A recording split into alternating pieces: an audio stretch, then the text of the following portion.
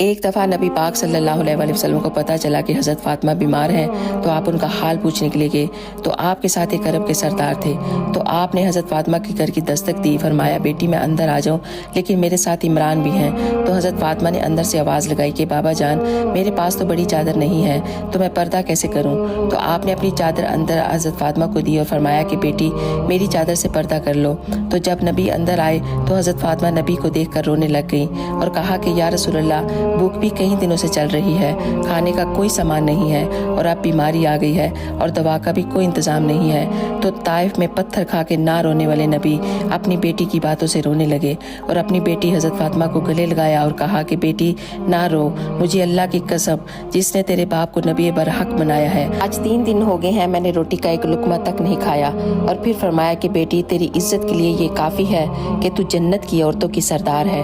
سبحان اللہ۔ اگر آپ کو یہ ویڈیو